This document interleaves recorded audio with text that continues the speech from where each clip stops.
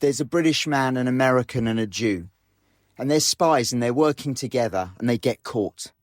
And they're put in a cell and the guards take the British man and they tie him up and they torture him. And after a few hours, he tells them everything he knows and they take them back to the cell. And then they grab the American and they tie him up and they torture him. And a few hours go by and then he tells them everything he knows. And they take him back to the cell. And finally they get the Jew. And they tie him up and they torture him. 1 hour, 2 hours, 4 hours, 8 hours. They go all through the night. The Jew doesn't say a word. Eventually they take him back to the cell and the others are in awe. The Brit and the American, they say to the Jew, how did you do it? How did you go all that time and not say anything? And the Jew turns around and he says, how could I say anything? They tied my hands. So this week's Parsha, Shelach, Lecha, I think is one of the most troubling, if not the most troubling, in the whole of the Torah. Here we are, on the precipice of going into Eretz Yisrael, with Moshe Rabbeinu as leader. And there's an understanding that if he'd taken us into Eretz Yisrael, the Beit HaMikdash could never have been destroyed. And there's an idea that it would have led to the final redemption. And instead, the Meraglim give a bad report, and the people cry all night. And of course, famously, Hashem then says, because you cried over nothing, this will be a time when you cry. And of course, this is Tisha B'Av. And we've had thousands of years of Jewish suffering. We commemorate on Tisha B'Av to this very day because of what happens with the Meraglim. It's a very, very difficult thing to understand. And of course, the Torah is not a history book. The Torah is for us today, living now. So the question is, what do we learn from the episode of the Meraglim? What are we supposed to get out of it? What are the lessons that we're supposed to take into our own lives? So there's a famous folk story of the 19th century of two shoe salesmen that go to Africa. And the first one sends a telegram back. And the telegram says, it's a hopeless situation. Nobody here wears shoes. And the second salesman sends a telegram back saying, what an amazing opportunity. Nobody wears shoes. And of course, they're seeing exactly the same facts on the ground. But the way they choose to interpret it is completely different. And that's our lives, because we live in a world of war and destruction. We live in a world of terrorism and natural disasters all over the world. And of course, the media perpetuates all the bad things that go on because that's how you sell newspapers and get clicks online and everything else. But of course, there's another side to that. There's billions of people that get up every single day of their lives. And whether it's by foot or by bike or car or bus or train or plane, they go about their business and they go home safely in the evening. And there's brachot all over the place. The clothes that we have on our back, the food on the table, our families, our friends. The fact that every morning we wake up and given another day of life, as we say, Moldeh Ani. And of course, while human beings are flawed, the vast majority of human beings are decent people trying to just get on with their lives and do the right thing. And of course, we make lots of mistakes all the way. But that's another side of the world. And we choose to see what we want to see. And then we choose how we react. We can look at the world as a hopeless place with so much violence and destruction and problems and challenges. Or we look at the world filled with brachot and say, what can we do to improve it? What can we do to make it better? How can we make this world a nicer place to live? And of course, ultimately, this is the machlokus between Yoshua and Caleb and the other Meraglim, because no one disputes the facts. There were giants, there were armies, there were fortified cities. These were difficult things. But whereas the Meraglim say, we can't do this, we can't conquer the land, Yoshua and Caleb say, if Hashem desires us, he will bring us to the land and he will give it to us. It was different perspectives on, of course, the same facts on the ground. What's interesting is to think about the background of the Meraglim, because the Meraglim had been in Egypt. They knew that Hashem had made the promise to redeem us from Egypt, and they saw the plagues. They saw Yetziat Mitzrayim. They saw Kriyat Yam Suf. They stood at Har Sinai, at Matan Torah, the greatest revelation in the history of the world. And of course, they were living in the Midbar, where they were enveloped by the Ananei Kavod every single day, and they had the pillar of fire at night, and they were eating the man that fell every day, and drinking from the well of Miriam, and they were wearing clothes that never got old and grew with them. So the question is, how did they come to the conclusions they came to when they were living those miracles all the time? How did they get there? But here's what's interesting. Since 1948, we've experienced just a litany of miracles.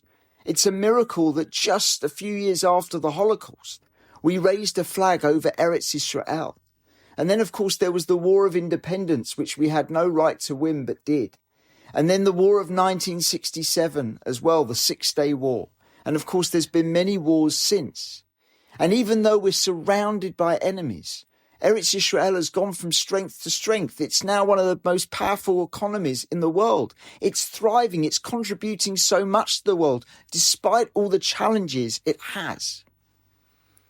And if you look at those 5 countries that invaded Israel in 1948, Egypt, Iraq, Jordan, Syria, Lebanon, and then if you add Iran into the mix, and of course that doesn't take into account other hostile nations, the total population today of all those countries is 301 million. And of course, Israel is 10 million. And therefore you're saying there's a ratio against our enemies of 30-1. And yet we're not just surviving in Eretz Yisrael, we're thriving, we're doing so well. We're just seeing a litany of miracles all the time. And yet what do we say? Who's the President of the United States going to be? What do our enemies think of us? What do the world think of us? Let's be careful. Let's not provoke anybody. These are the conversations of the Meraglim. So, of course, one of the things the Meraglim say is that we were like grasshoppers in our own eyes, and so we were in their eyes. And the Midrash in Tanhuma has Hashem turn round and say, I can forgive you were saying that you were like grasshoppers in your own eyes, because they're your feelings. But how can you say we're grasshoppers in their eyes? How do you know how they see you? And Hashem says in the Midrash, how do you know they don't see you as angels? I decide. I put in their minds how they see you. You don't know how they see you. And why is it so bad that we say we look like grasshoppers? Because we were Hashem's partners in the world. We're the Kohanim of the world. We were stood at Matan Torah and were charged with keeping Torah. And therefore, when we say we're merely grasshoppers, there's not just a thing about us. It shows a slight lack of emunah in Hashem. Because we have a tough kid to do. We have something special in this world to deliver to the rest of the world. So we have to understand where the Meraglim were coming from. And the thing is, we've been slaves. We've been a slave nation. And now we were being asked to take on the most awesome responsibility. We are asked to go into Eretz Yisrael. We had to stop surviving and start building. We had to stop being passengers and start being leaders. We had to stop surviving history and start shaping history. And of course, this was very, very daunting, going into the unknown. And it's only because of this that perhaps we can understand what might be the most shocking part of the entire episode. When the people ask, when they're weeping after the reports of the Meraglim, they ask, would it not be better for us to return to Egypt? And you say, really? To return to Egypt? What are you talking about? The Egyptians enslaved us. They killed our children. They murdered our children. That if we carried on in Egypt with all the slave labor, we would have been annihilated as a people. And now you're saying maybe we should go back to Egypt? How can you say such a thing? But of course, there's a psychological phenomena, and that is that however terrible a situation is, and of course Egypt was the most despotic and terrible situation, however bad a situation is, it's still sometimes more comforting for the known, even though it's terrible, than to go into the unknown. Going into Eretz Yisrael and building a nation and shaping history. This was an awesome responsibility that was the unknown. And so they panic. They don't think they're up to it. Can we do it? We don't have the armies. These are giants. We're not going to be able to get there. These are the calculations that the Meraglim start to make. In light of this, what Yehoshua and Caleb say is the most remarkable thing. Because they turn around and say, if Hashem desires us, he will bring us to this land and give it to us. And it's like they're having two different conversations.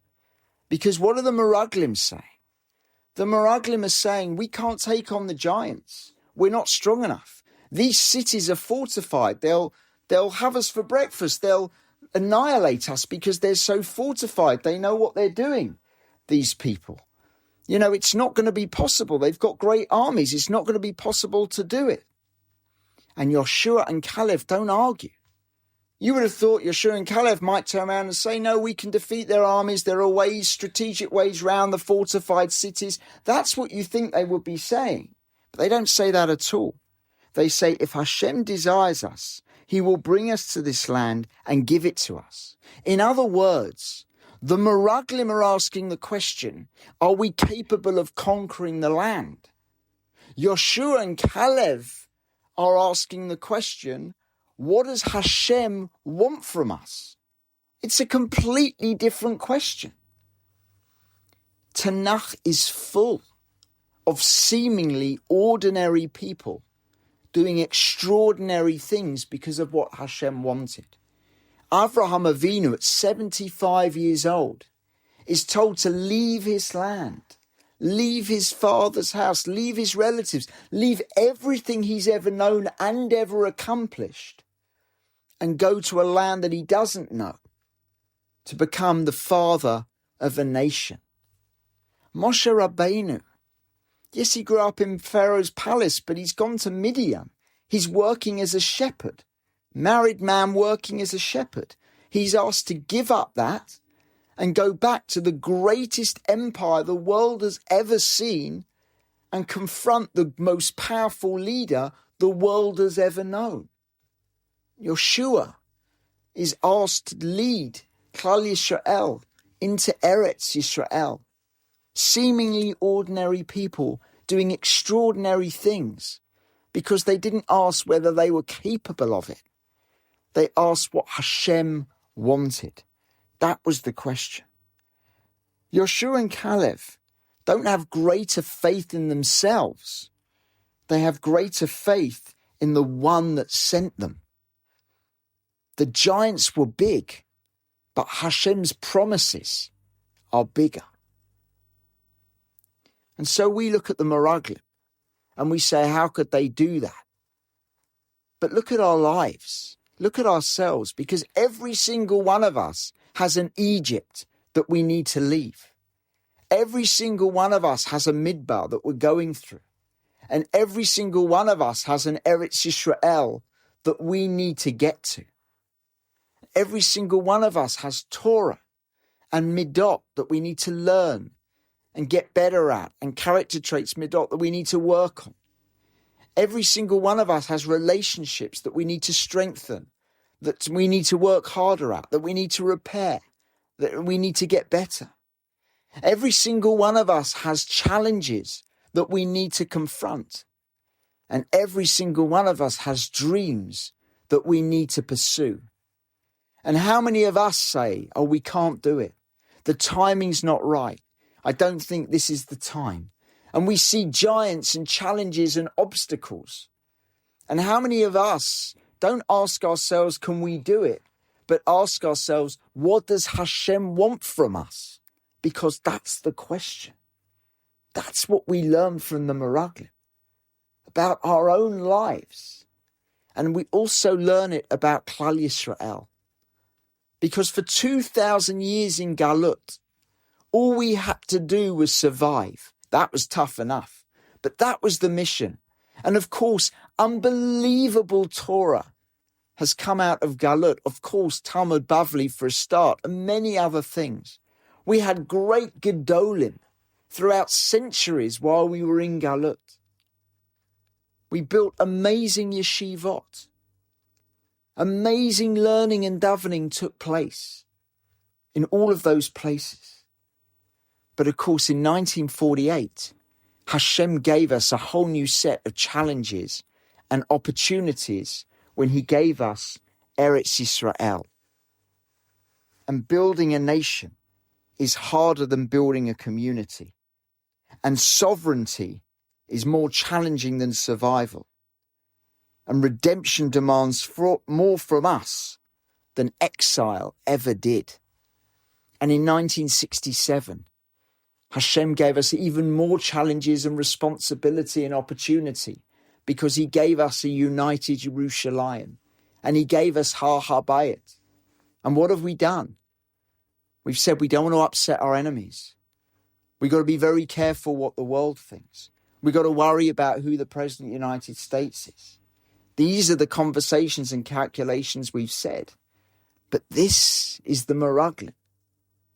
The question that we always have to ask ourselves is, what's our tough kid? What does Hashem want from us? The most remarkable thing about this week's Parsha, in some ways, is the way that it starts is also the way that it finishes. Of course, it starts with the Meraglim being sent out to explore Eretz Yisrael, and it finishes with the third paragraph of what we now have as the third paragraph of the Shema and the mitzvah of tzitzit. But of course, at the beginning of the Parsha, in the first pasuk pretty much, we have this idea of a yuturu, that, you should go out to explore. And then Moshe says, latur, you should go to seek or to explore or to spy out the land. And of course, in the third paragraph of the Shema, the mitzvah of tzitzit, at the end of the Parsha, we have lo taturu, don't go and explore, stray after your heart and your eyes. Because the Meraglim only saw the physical. They saw the armies, they saw the fortified cities. They saw these physical barriers. But they couldn't see the spiritual. They couldn't see the bigger picture. What Hashem wants from us, our destiny, and those things that are so important. And this is the point of the tzitzit, and the point of being told not to stray after your heart and after your eyes. Because the eyes are amazing. They give us so much clarity. We can see things. But the eyes can't see the spiritual. The eyes can only see the physical. The problem is, we're told Shema Yisrael. We're told listen Israel. We're not told to see Israel because seeing is limited from a spiritual point of view. Spirituality takes listening. Spirituality takes inference. Perhaps the best example I've ever heard about this is a dog barking. So if you hear a dog bark but you don't see it, you know it's a dog. You recognize the sound. And you can infer, oh, I know what that sound is. It's a dog barking. And you know it. You absolutely know it. But if someone were to press you in a kind of court of law, let's say, and say to you, are you absolutely 100% convinced that it was a dog? At some level, there has to be a tiny element of doubt. You know it's a dog. But there's an element of doubt because you didn't see it. And of course, that's our spiritual experience. We know We know Hashem. We see the signs all the time in our own lives, the way Hashem talks to us, the way Hashem guides us. We see all the nisim, all the miracles we've seen since the establishment of Eretz Yisrael in our own lives, in the modern world. But of course, we see it, we really infer it, because it's a listening experience. It's not a seeing experience. And because when we see, we don't see the spiritual, we can be led astray by the purely physical outlook that we can have. And of course, that is the sin, the first sin in the Torah of Adam and Chava. Because what does it say about the Eitz Hadat in Parsha Bereshit? It says it was a delight to the eyes. It was enticing physically. And Adam and Chava forgot who they were. They forgot themselves. They forgot their mission. They forgot what it was all about, and they couldn't see the ramifications of negating Hashem's word and eating from the tree. And of course, they eat from the tree. And what happens? Chava's going to have pain in childbirth, and Adam is going to have to toil the land. And death is introduced into the world. But what happens after that? What is the first thing Hashem does after he tells them about their punishment? The first thing Hashem does is clothe them. And the Zohar wants to bring down on that. And he says, what did he clothe them with? He clothed them with tzitzit. Because tzitzit is the symbol that we have to remind us, a physical reminder, something that we can see that tells us that there is more to life than just the physicality that we see. There's more to life than that. There's the spiritual as well. We have to see beyond the physical. And so Adam and Chava got enticed by the physical. They forgot the spiritual and they lost paradise. The Meraglim saw the physical, the giants, the fortified cities, the armies. They forgot the bigger picture. They didn't see destiny. They didn't see Hashem's promise. They didn't ask what Hashem wanted from them. They got caught into the physical world and seeing it through physicality. And they lost the chance of redemption. And they lost Eretz Yisrael for a generation. And of course, we have the Gemara in Menachot, 43 Amud Bet, that tells us the tzitzit are a sign, they're a reminder of all the mitzvot we're supposed to keep. And the Gemara goes on to say, when we see the techelet, which is the colour of the sea then reminds us of the sky.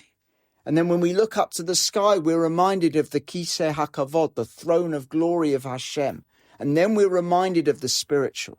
And of course, the Gemara describes it like that. Does it mean we go through that cycle every time we see tzitzit? No, but the tzitzit are there to remind us there's more to life than physicality. More that we just see with the eyes. Something bigger. And that, of course, was the mistake the Meraglim made. But it's the mistake that we often make today. Because when you just hear the chattering in the cafes, or you watch the news on the TV, or you hear the talk of the streets, what is the talk about?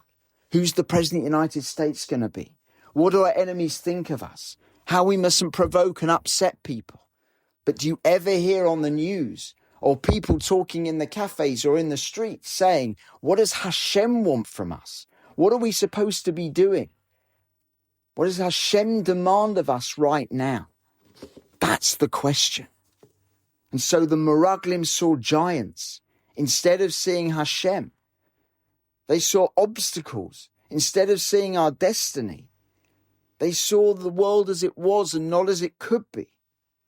And they asked themselves, can we do it?